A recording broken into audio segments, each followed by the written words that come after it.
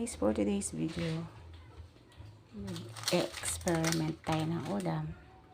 Ayan, ito yung ating pinaka highlights, Bicol Express tuna.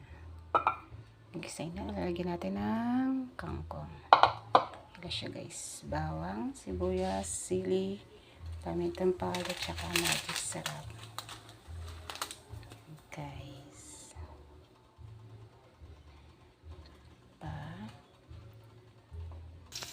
yan ang ating bawang.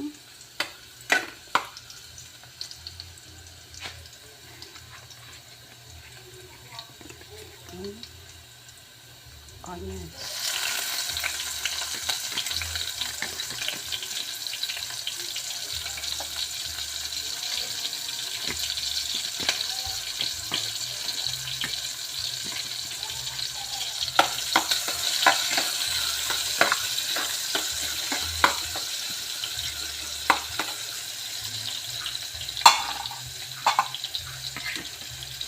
That is sili.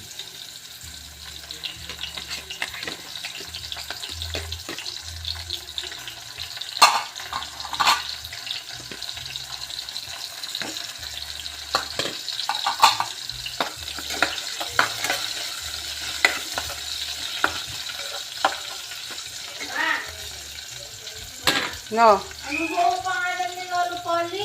Hipolito. Tinan ko sa'yo yung picture niya. Tinan mo. Oo, saglit. Tinan mo, ano? Tinan ni Idot. Andun si Tito Angel sa ano? Sa Makati. Nagtatayo siya dun sa kwarto. Up ka na! Guys, nalagay natin yung ating Bicol Express spicy.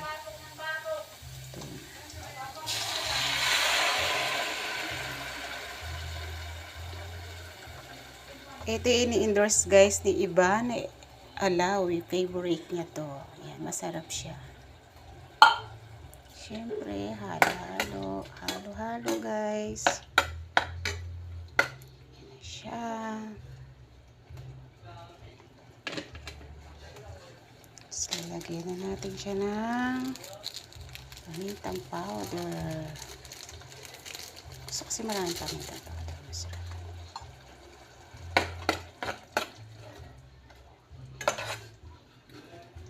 Sarap. Ayan guys, oh. Ito yung laman ng ano, Bicol Express tuna. Guys.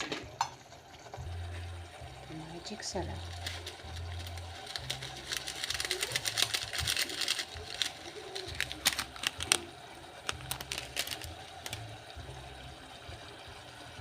Halo. Dahil guys, luto na yung ating ano, Bicol Express, pwede na natin ilagay yung ating kangkong. Guys,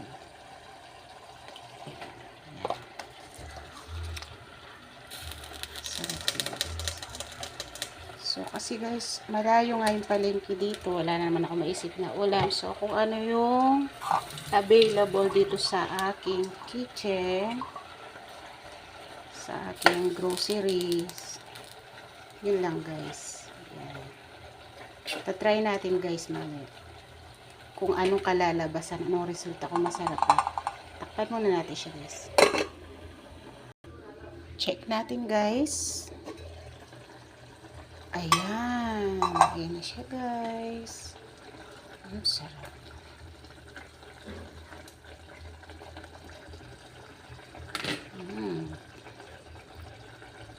Tikman muna natin siya guys.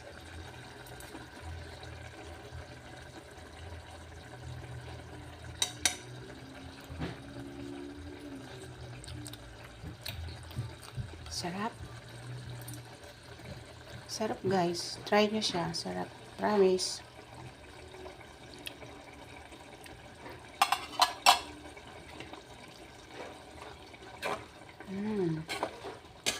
Yan yung ating Bicol Express